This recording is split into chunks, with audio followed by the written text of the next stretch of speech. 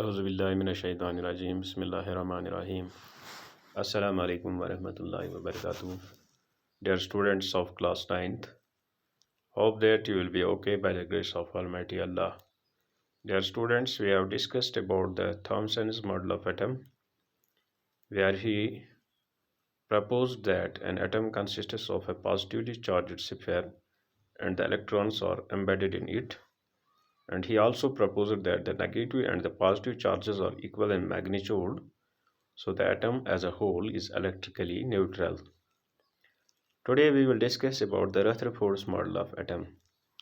Dear students, Ernest Rutherford was interested in knowing how the electrons are arranged within the atom. Rutherford designed an experiment for this. In this experiment, fast-moving alpha particles were made to fall on a thin gold foil. प्यारे बच्चों, Rutherford की दिलचस्पी इसमें थी कि electrons को atom में किस तरह अरेंज किया जाता है।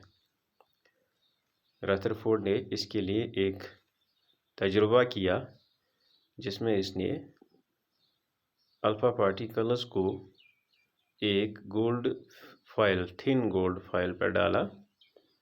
He selected a gold foil because he wanted a thin layer as possible. उसने गोल्ड फॉइल को इसलिए सिलेक्ट किया, इसलिए चुना क्योंकि उसने कहा कि मेरे पास बहुत पतली ताह होनी चाहिए किसी मेटल की। The gold foil was about 1000 atoms thick. ये गोल्ड फॉइल 1000 एटम मोटी थी। अल्फा पार्टिकल्स और डबली चार्ज्ड हीलियम आयन्स, जो अल्फा पार्टिकल होते हैं वो डबल चार्ज्ड हीलियम आयन्स होते हैं। Since they have a mass of 4 unit, उनका मास जो है 4 यूनिट है। The fast moving alpha particles have considerable amount of energy, और इन तेज़ चलने वाले अल्फा पार्टिकल्स के पास एक कंसिडरेबल अमाउंट ऑफ एनर्जी होती है। It was expected that alpha particles would be deflected by the subatomic particles in the gold atoms, और expect किया गया, ये उम्मीद की जाती थी कि अल्फा पार्टिकल्स जो हैं ये सब एटॉमिक पार्टिकल्स जो गोल्ड एटम के इसको डिफ्लेक्ट करेंगे। Since the alpha particles were much heavier than the protons, चूँकि अल्फा पार्टिकल्स जो हैं वो प्रोटॉन से बहुत भारी हैं। He did not expect to see large deflections, इसलिए उसे उम्मीद नहीं थी large deflections को देखने के लिए। ये देखिए आप प्यारे बच्चों, this is the gold foil and these are the alpha particles you see, and when we see here we see that but the alpha particle scattering experiment gave totally expected results. The following observations were made.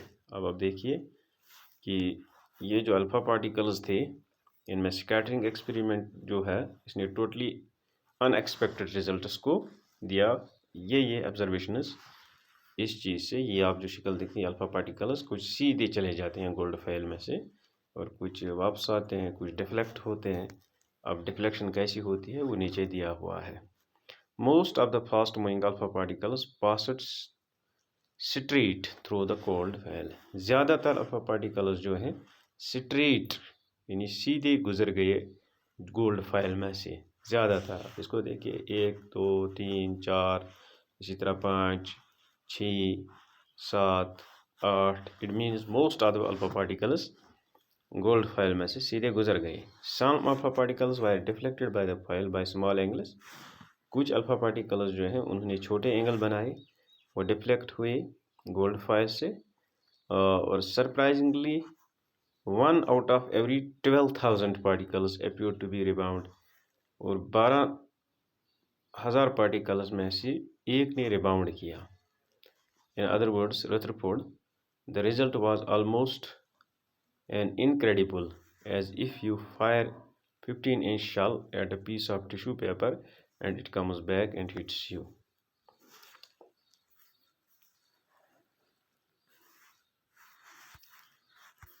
So let us think of an activity in an open field to understand the implications of this experiment. Let a child stand in front of the wall with his eyes closed. Let him throw stones at the wall from a distance. हम इस तरह इस experiment को explain कर सकते हैं। अगर कोई बच्चा किसी दीवार के सामने बैठता है और आंखें बंद करके बैठता है और उसके बाद वो पत्थर फेंकता है थोड़े से फासले पर, he will hear a sound when each stone strikes the wall. हर बार वो एक आवाज़ सुनेगा जब दीवार से एक पत्थर टकराएगी तो वो एक आवाज़ सुनेगा। If he repeats this 10 times, अगर वो 10 बार इसको दोहराता है, he will hear the sound 10 times, वो 10 बार ये आवाज़ सुनेगा। But if a blindfolded child were to throw stones at the barbed wire fence, most of the stones would not hit the fence and no sound would be.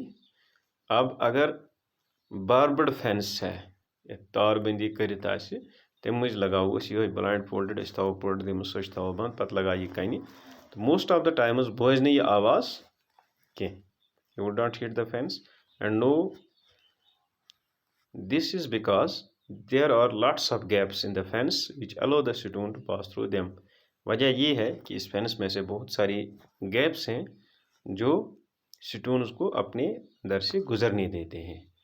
Following a similar reasoning, यही reasoning है, Rutherford concluded from the alpha particle scattering experiment that most of the space inside the atom is empty because most of the alpha particles pass through the gold foil without getting deflected. तो इसी experiment को, इसी तजर्बे को मद्देनज़र रखकर जो Rutherford था उसने कहा कि एटम में बहुत ज़्यादा जगह जो है खाली होती है। एटम में बहुत जगह जो है बहुत ज़्यादा वो खाली होती है, इसलिए जो ज़्यादातर अल्फा पार्टिकल्स हैं वो गोल्ड फॉइल में से पास होते हैं विदाउट गेटिंग डिफ्लेक्टेड। दूसरा है very few particles were deflected from their path indicating that the positive charge of the atom occupies very little space. बहुत कम पार्टिकल डिफ्लेक्ट हुए हैं अपने पाथ से, यह जाहिर करते हैं कि जो पॉजिटिव चार्ज एटम का होता है यानी प्रोटॉन वो कम जगह घेरता है। और a very small fraction of alpha particles were deflected, और बहुत छोटा फ्रैक्शन जो है जो 180 डिग्री पे डिफ्लेक्ट हुए हैं, ये जाहिर करते हैं that all the positive charge and mass of the gold, जो सारा पॉजिटिव चार्ज है और गोल्ड एटम का जो मास है they are concentrated in a very small volume within the atom. ये कंसनट्रेट है एक छोटे वॉल्यूम में एटम में, जैसे न्यूक्लियस में। From the data he also calculated that the radius of the nucleus is about 10 raised to power 5 times less than the radius of the atom। और इस डेटा से उसने ये भी कैलकुलेट किया कि न्यूक्लियस का जो रेडियस होता है वो 10 raised to power 5 टाइम्स छोटा होता है रेडियस ऑफ एटम से। On the basis of his experiment, Rutherford put forward the nuclear model of an atom which had following features. Number 1, there is a positively charged center in the atom called nucleus. Nucleus के centre में, मरकज़ में एक positively charged होता है, centre होता है, उसे हम न्यूक्लियस कहते हैं। Nearly all the mass of an atom, और एटम का सारा मास जो है that lies in the nucleus, that resides in the nucleus. दूसरा है जो इलेक्ट्रॉन्स हैं वो रिवॉल्व करते हैं around the nucleus in circular paths. और तीसरा है the size of the nucleus is very small, nucleus का साइज़ जो है बहुत छोटा है as compared to the size of the atom. जब हम उसका मवाजना एटम के साइज से करते हैं तो न्यूक्लियस का साइज बहुत छोटा है।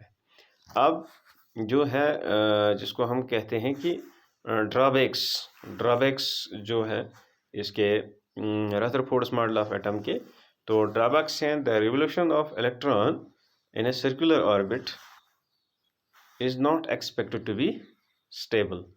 सर्कुलर ऑर्बिट में जो इलेक्ट्रॉन रिवोल्यूशन करते हैं, जो घूमते हैं, इसको स्टेबल नहीं माना जाता है। Any particle in a circular orbit would undergo acceleration. Circular orbit में कोई भी पार्टिकल जो है इसकी एक्सेलरेशन हो सकती है, it will undergo acceleration. During acceleration charged particles would radiate energy, thus revolving electron would lose energy and finally fall into the nucleus. और इस जो चार्जड पार्टिकल्स हैं एक्सेलरेशन के दरमियान एक्सेलरेशन के दौरान ये एनर्जी रेडिएट यानी एनर्जी चेंज इनमें आ सकती है या ये एनर्जी कम कर सकते हैं। The revolving electron would lose energy, तो ये घूमता हुआ इलेक्ट्रॉन जो है ये लूज करेगा एनर्जी, और charged electron will radiate energy, वो लूज करेगा, रिवॉल्विंग इलेक्ट्रॉन लूज करेगा एनर्जी और फाइनली वो फॉल करेगा न्यूक्लियस में। इफ दिस वेयर सो, अगर ये ऐसा है, the atom should be highly unstable and hence matter would not exist in the form that we know that atoms are quite stable. So these were the drawbacks of Rutherford's model of atom. रथरफोर्ड जो था ये एक scientist था, ये 1871 में इसने जन्म लिया, 1937 में इस दुनिया से रुखसत हुआ। तो हम कहेंगे ई रथरफोर्ड, जिसको अर्नेस्ट रथरफोर्ड भी कहा जाता है। 1871-1937 was born at Spring Grove on 13 August 1871. He was known as the father of the nuclear physics. Nuclear physics के बापू माने जाते थे।